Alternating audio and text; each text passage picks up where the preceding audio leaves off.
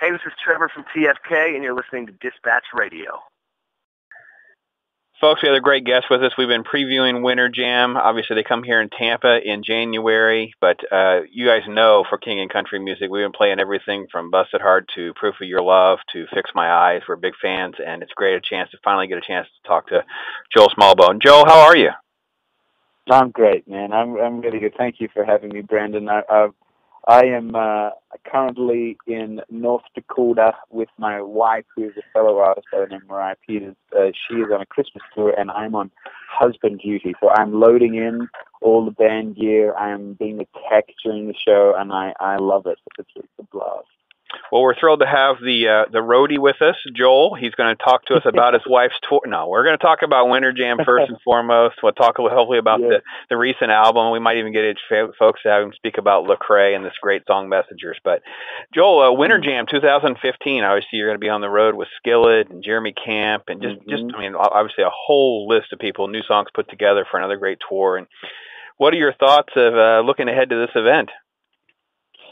The word that comes to mind, Brandon, is serendipitous on a few levels. First of all, serendipitous because 3 years ago when we were just starting out as a band, Winter Jam was our inaugural tour that we were on. And from just meeting so many great artists and building strong relationships to the wonderful exposure that Winter Jam allows, and obviously we would go out before the night each day and meet so many great folks that were waiting in line to get in the doors.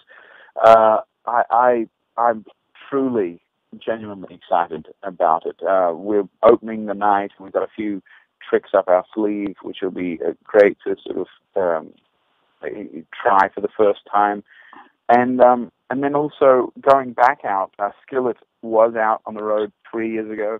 We're going back out with them this year. They've even invited us up at the end of the show to play a song with them potentially. So it's going to feel like family, and it's a great way to kick off a new year and support the new album after it's only been out for about 3 months. Yeah, Run Wild, Live Free, it's just a great album, and I want to get right to it. Fix My Eyes is just a song that I got a feeling that you're not going to be able to escape anytime soon. So what has been some of the response that you've already had and the feedback that you've gotten from folks and their response to that new album? Well, we were accidental heroes in some ways with Fix My Eyes in that we wrote it towards the end of 2012 in a bit of a hard time where we asked ourselves some serious questions as men and as musicians. And we've taken that song and we played it for about a year and a half before we ever released it as a single. So we had already had some beautiful comments from people trying to find the song and really excited about the song even before it hit the airwaves. But to lead from that into the new album and sort of let that be the benchmark, and then to write the rest of the album. We wrote it it was a cyber record, really. We wrote a lot of it in the back lounge of a tour bus where I sit right now. We wrote and recorded a lot of it in Nashville and in Los Angeles, and really took. It's an album thematically of triumph in hardship. It's an album of understanding that when we're weak, that's when God tends to be the most powerful, and that's been our journey. And so, and it's written very much about the human experience. It's written about what we've walked through. I've just got married a year and a half ago. Luke, his wife, they have a 2-year-old, and she's about to pop her due date. She's about 2 days shy of her due date for their second child. And so there's been a lot, besides even traveling, there's been a lot that's happened to put into these songs, and ultimately culminating in the title Run Wild, Live Free, Love Strong, which is a lyric pulled from the song Run Wild, and was written about the initial inspiration was about Luke's son. He was just learning to walk at the time, and just saw this freedom and trust that his son had, in that he just kind of, the world was his oyster, in so to speak. But yet, the world was his oyster when he's inside certain beautiful boundaries. You know, we throw this word around, the ultimate freedom, and we kind of think, oh, it's the freedom to do whatever we want, whenever we want to do it, however we want to do it. But no, freedom is actually found when we understand that we're created and designed to live in a certain code in a certain way, and when we follow that, then in turn we find the truest version of ourselves. Absolutely, and that's what brings us true joy and true happiness, and fulfilling what God's purpose is for us. And it is a great experience, folks. You don't want to miss Winter Jam 2015. And Joel, when you kind of put together your set list, you kind of put together your approach for an event like this, that kind of thing. Obviously, the big giant stadium sellouts and all of that. Do you approach things a little bit differently, and what can people kind of expect? We do. We approach it.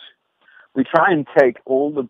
If you look at the show is sort of like a film of sorts. It has its its introduction. It has its intimate moments, its high moments, its sort of funny moments, its dramatic moments, and then its culmination. We really try to take all of that and take the most dramatic, intense, exciting moments and cram it into what will be, I think, a 15-minute set. My greatest hope, Brandon, is that when people see it, they walk away going, "Dang it! Why didn't they play for longer?" Like we felt like we were just getting started. So there's to sort of a spoiler alert. There's going to be we're bringing lasers out with us, so kind of spared no expense there, and there's a moment where all 7 of us on stage go into the audience and have this kind of moment where we play a complete song at different parts of the arena, and we try to make it as interactive, as heartfelt, but also as sort of punchy and preview as we possibly can, because what we really want is for people to come see us at Winter Jam and God willing say, "Oh, I got to see a whole show," and then come back, next fall when we come back around on our own tour and see us again. Absolutely, and grab a CD, get to know them a lot more. If you're not familiar with For King and Country, it is a great experience, a great lineup, and I'd be remiss if I didn't at least mention your partnership with Lecrae on this song, Messengers, and it's just a phenomenal song. Just a song that I don't think will be ignored when it comes time for some award nominations and that kind of thing, and I want to congratulate you on that. And if you could speak to working with Lecrae, developing the song, and what has been some of the feedback you've gotten. I feel Lecrae and Reach Records, Andy Mineo, etc., Tripoli, the whole group, I have a lot of respect for them on a lot of levels. I think they are pushing the envelope. I think they are asking the right questions and making the right statements. We were really humbled. We got the way that hip-hop works as far as song collaboration is often very different than probably pop. Pop, particularly in Nashville, you get in this room together, you write a song together. Hip-hop is they're pulling from all over the place.